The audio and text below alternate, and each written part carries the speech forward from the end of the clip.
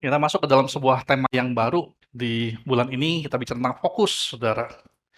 Karena saya menemukan bahwa ada masa-masa di mana selama kita hidup, kita bakal mengalami masa-masa di mana kita merasa kabur. Bakal ada masa-masa di mana kita merasa seperti galau, kita bingung mau ngapain.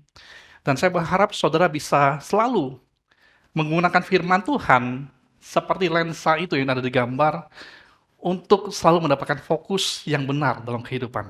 Amin, saudara. Amin. Saya berharap sekali lagi firman Tuhan sungguh-sungguh saudara bisa gunakan untuk sebagai lensa fokus, untuk saudara bisa menemukan hal-hal yang memang harusnya kita lakukan, sehingga hidup kita bisa jadi luar biasa karenanya. Karena kita saudara, kita seringkali itu bukan tidak tahu apa yang harus kita lakukan. Kita sering kali tahu apa yang kita harus lakukan, tapi kita memiliki banyak distraksi, gangguan, atau godaan untuk melakukan apa yang benar. Pada masa kini apalagi, sulit sekali masa kini itu untuk kita tambah jadi fokus, saudara. Saya membayangkan di masa-masa dulu, sebelum teknologi sudah secanggih ini, kalau saudara masih ingat, bahwa di masa itu, untuk baca berita, kita harus tunggu pagi-pagi, koran datang, baru kita bisa baca berita. Betul nggak? Atau nunggu jam 9, nunggu dunia dalam berita pada masa itu, betul? Kita dapetin berita. Tapi sekarang kita punya berita dalam genggaman kita. Setiap detik ada sesuatu yang baru, setiap detik ada sesuatu yang baru. Nah, teknologi ini bisa membuat kita sebenarnya sangat dekat dengan Tuhan, tapi bisa juga membuat kita kehilangan fokus untuk hidup dengan Tuhan. Sama juga saya ingat pada waktu dulu, untuk kita melakukan panggilan telepon, contohnya, ya nggak seperti sekarang, saudara. Kita perlu pergi ke wartel, atau pergi ke bilik telepon di pinggir jalan mana. Betul nggak? Sekarang, kita bisa telepon kapanpun kita mau. 24 jam sehari bisa telepon dengan biaya yang lebih murah bahkan. Kita sudah bisa lakukan banyak hal, dan saya cuma khawatir begini, saudara. Semua kesibukan ini, dengan segala sesuatu yang baru, yang terupdate setiap detik, dapat membuat kita menjadi sibuk, bahkan terlalu sibuk dengan berbagai hal, tapi kita melupakan hal yang benar-benar penting. Kita kehilangan fokus, kita nggak hidup sebagaimana mestinya, bahkan saya menemukan di zaman sekarang, banyak orang hidup itu seperti cuman berjalan tanpa arah, tanpa tujuan. Cuman mengulangi hal yang sama hari demi hari. Pernahkah saudara menjadi orang yang demikian? Saudara setiap hari bangun, saudara cuma berpikir tentang melakukan hal yang sama hari demi hari. Saudara seperti bingung mau ngapain, tujuannya untuk apa? Untuk apa saya bekerja, untuk apa saya dapatin uang bahkan, untuk apa saya lakukan semua ini? Untuk apa saudara pergi ke gereja bahkan. Saya berharap saudara tidak sampai berjalan tanpa tujuan. Karena saya menemukan saudara, yang paling membuat kita lelah adalah kalau kita berjalan tanpa tujuan. Bukan hanya fisik kita bakal jadi lelah, emosional kita, mental kita bakal juga jadi lelah. Karena itu, di minggu pertama ini saya merindu untuk mengajak kita merenungkan dalam setiap langkah kita setiap hari, tujuan apa yang hendak kita capai. Apa yang kita kejar? Kemana kita mau pergi? Apakah cuma sekedar kita pengen puasin diri kita secara pribadi? Apakah itu cuma sekedar hidup untuk berusaha mencapai ambisi kita atau mimpi-mimpi kita, harapan-harapan kita? Atau kita sungguh-sungguh, saudara, sekali lagi, kita cuman melakukan hal-hal yang berusaha membuat kita bahagia. Kita berusaha mencari hal-hal yang harus kita miliki untuk bikin kita bahagia. Harus kita capai untuk bikin kita bahagia. Bagaimana kalau Tuhan memberikan kepada kita satu tujuan yang bisa membuat kita bahagia tanpa harus punya sesuatu atau tanpa harus mencapai sesuatu. Saya ajak saudara baca firman Tuhan dalam Galatia 1 ayat 10. Galatia 1 ayat 10.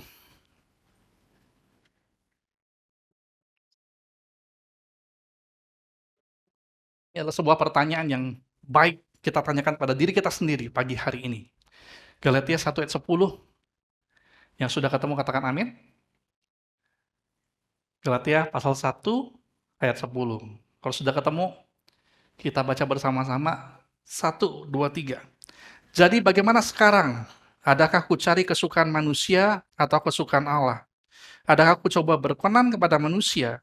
Sekiranya aku masih mau mencoba berkenan kepada manusia, maka aku bukanlah hamba Kristus.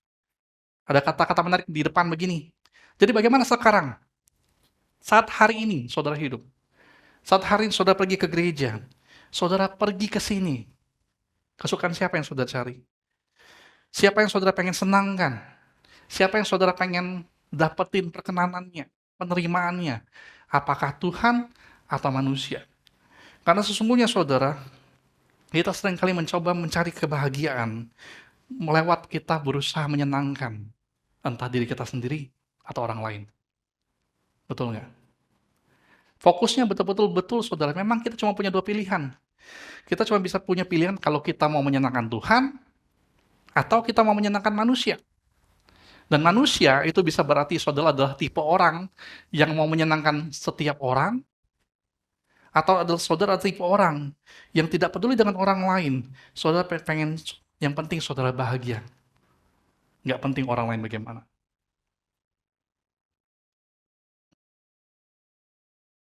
Saya menemukan beberapa kali ada manusia-manusia yang hidupnya tuh kayaknya nggak bisa kalau mengalami penolakan. Kalau ditolak, kalau dikritik, kalau ditekan, dia nggak bisa. Jadi dia berusaha selalu menyenangkan orang lain. Namun cepat atau lambat, kalau kita hidup seperti ini saudara, kita bakal lelah sendiri. Kita bakal stres sendiri karena kita tahu kita akhirnya tidak bisa menyenangkan semua orang. Betul? Apapun yang kita lakukan, pasti bakal ada orang lain yang tidak suka. Atau kita bakal hidup betul sekali lagi jadi orang yang pokoknya nggak peduli orang lain deh. Yang penting saya bahagia. Kalaupun orang lain harus susah gara-gara saya, nggak apa-apa. Yang penting saya itu bahagia. Saya kemarin cerita di Care, saya punya satu teman saudara dari kuliah. Satu teman ini adalah teman yang tipe teman yang sangat suka memanfaatkan orang lain demi kepentingan dia. Teman saya ini pernah telepon saya beberapa bulan yang lalu. Dia telepon cuma mau tanya begini saudara. Dia telepon cuma bilang begini, Lukas, saya punya kalimat mau diterjemahkan dalam bahasa Inggris, tolong dong terjemahkan. Gitu.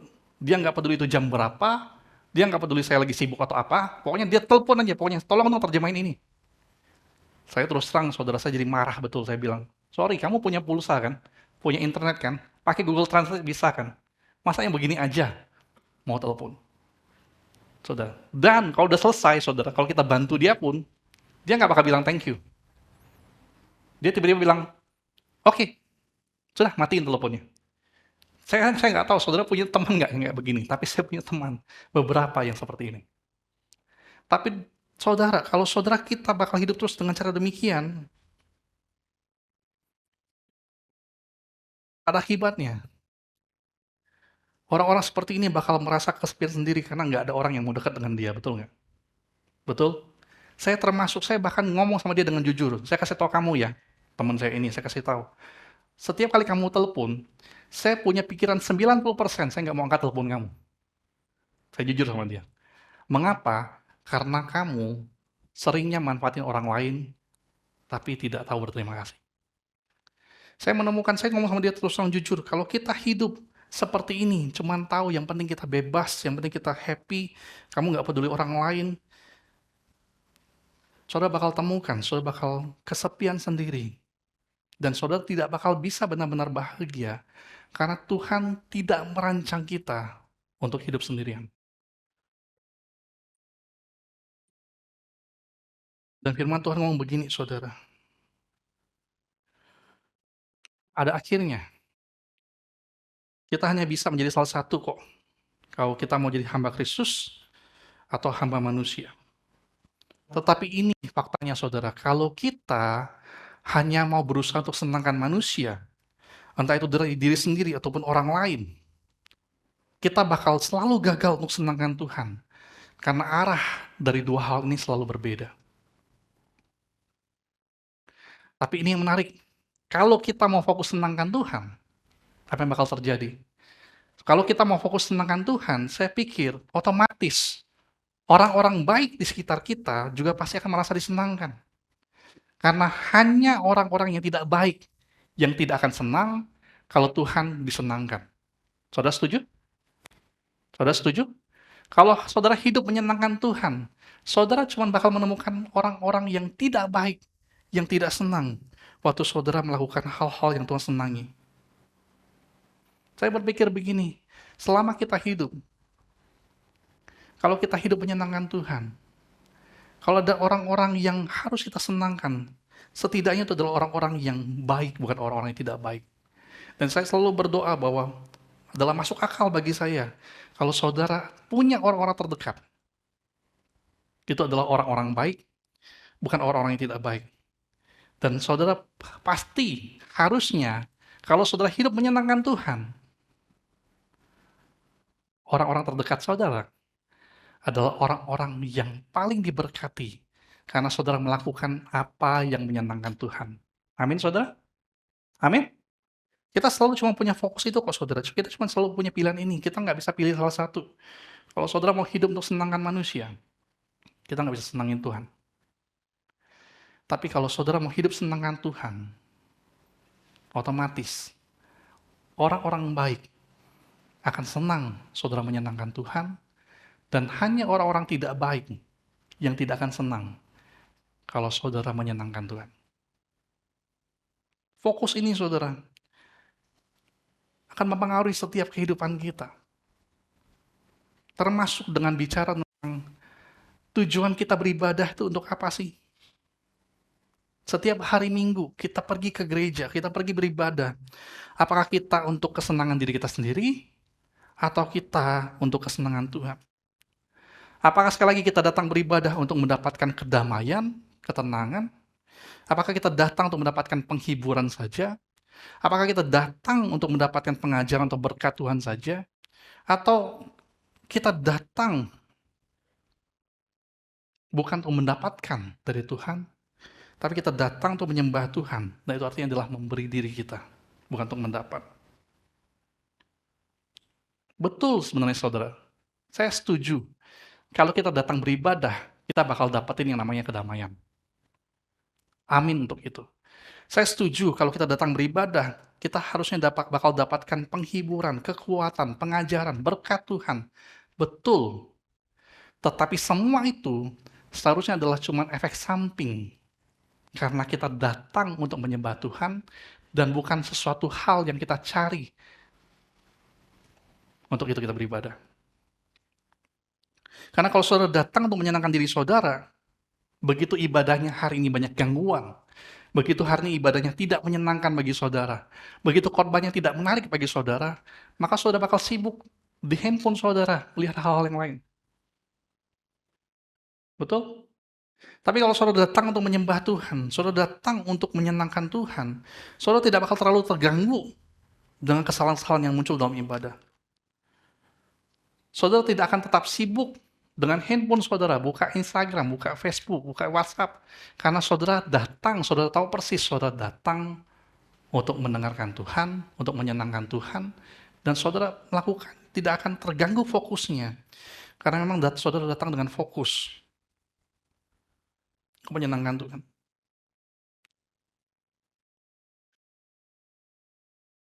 Saya selalu sedih kalau ada orang-orang Kristen yang datang ke gereja, lalu pulang, lalu ngomong, aduh, hari ini saya nggak dapetin apa-apa di gereja. Seringkali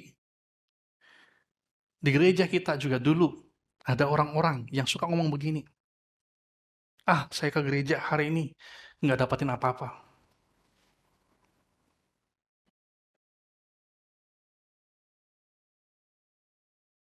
Karena harusnya, saudara, kita datang bukan dengan tujuan untuk mendapat, kita datang untuk memberi diri. Karena itulah penyembahan. Dan kalau saudara datang dengan cara demikian, saudara tidak akan terganggu fokusnya hanya karena hal-hal yang saudara anggap jelek yang ada di dalam gereja. Dan saya sungguh-sungguh menemukan, saudara, seringkali orang-orang yang mengaku dia nggak dapetin apa-apa di gereja, seringkali terjadi bukan karena gerejanya salah, tapi karena memang kitanya yang tidak datang dengan tujuan yang benar, atau kita tidak datang dengan persiapan hati yang siap untuk menyembah Tuhan. Saya selalu ingat mama saya dari kecil, selalu ngajarin saya begini, besok mau ke gereja ya, siap-siap dulu mau pakai baju apa, siapin dulu. Jangan sampai begitu kita mau datang ibadah, sudah bangunnya kesiangan, lalu pilih-pilih baju, 15 menit pilih baju aja gitu kan. Kalau cowok enggak lah begini ya. Kalau cowok mah cuma ambil yang paling atas biasanya pokoknya. Kita semenit selesai kita pilih baju. Enggak lama. Kita tiba-tiba punya banyak gangguan. Kita nggak siap datang ke gereja.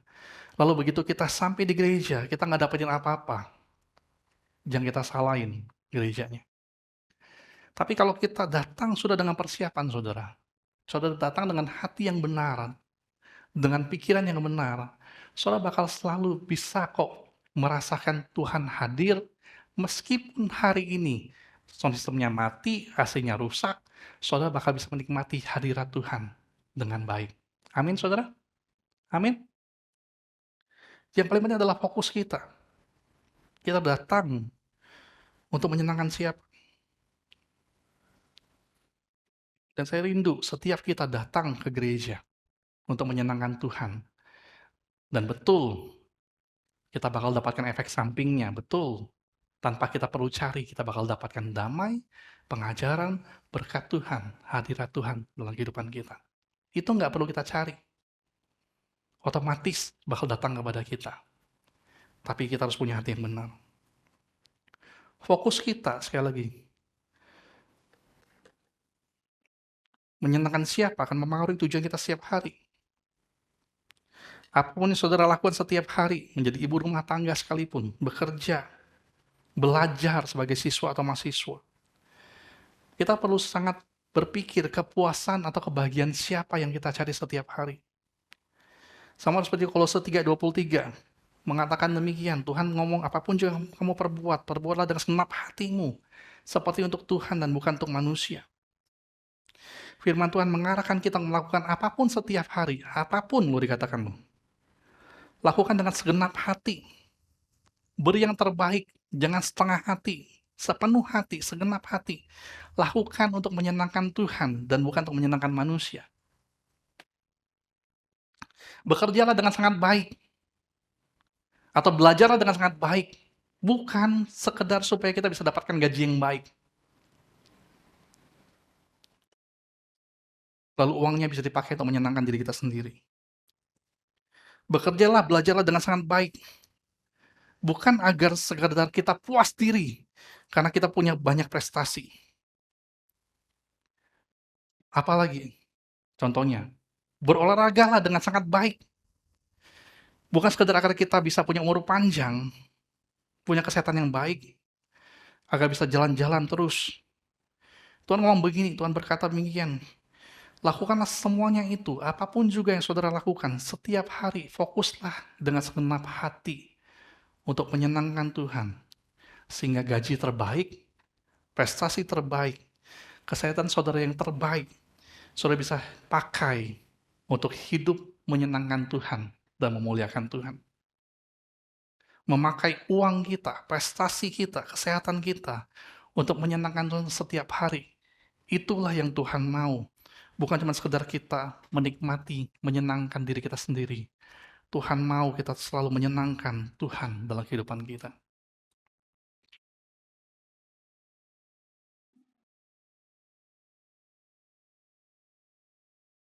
Saya berdoa, saudara, buat kita semua. Kita akan hidup dengan fokus yang benar setiap hari. Termasuk saudara datang ke gereja dengan fokus yang benar, tujuan yang benar. Saudara bakal lakukan setiap hari yang terbaik dengan fokus yang benar. Supaya pada akhirnya kita bisa dengar Tuhan ngomong begini. Mari kita baca sama-sama Matius 25:21. Ada di depan, kita baca sama-sama 1, 2, 3. Baik sekali perbuatanmu itu, hai hambaku yang baik dan setia. Engkau telah setia dalam perkara kecil, aku akan berikan kepadamu tanggung jawab dalam perkara yang besar. Masuklah dan turutlah dalam kebahagiaan Tuhan. Tuhan bilang begini kok, waktu kita menyenangkan Tuhan. Waktu Tuhan bisa ngomong sama kita, baik sekali perbuatanmu itu. Engkau hambaku yang baik dan setia. Tuhan berkata, waktu kita menyenangkan Tuhan, Tuhan akan mengundang kita untuk masuk, menikmati kebahagiaan di dalam Tuhan juga. Itu adalah sesuatu yang memang Tuhan bakal beri kepada kita. Sesuatu yang kita tidak perlu cari. Yang kita perlu cari cuman adalah setiap hari kita senangkan Tuhan atau tidak. Amin, saudara? Mari kita berdoa.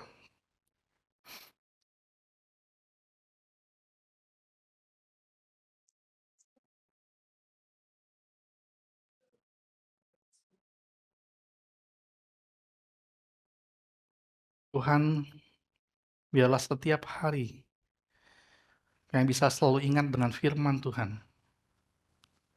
Terlebih pada masa-masa di mana kami sedang merasa bingung, sedang merasa kabur, sedang merasa galau, kami bisa menggunakan firman Tuhan untuk menemukan fokus yang benar, untuk hidup menyenangkan Tuhan, lebih daripada menyenangkan manusia, lebih daripada menyenangkan orang lain, lebih daripada sekedar menyenangkan diri kami sendiri. Kami bisa punya fokus untuk menyenangkan Tuhan dengan melakukan apa yang Tuhan suruh kami lakukan.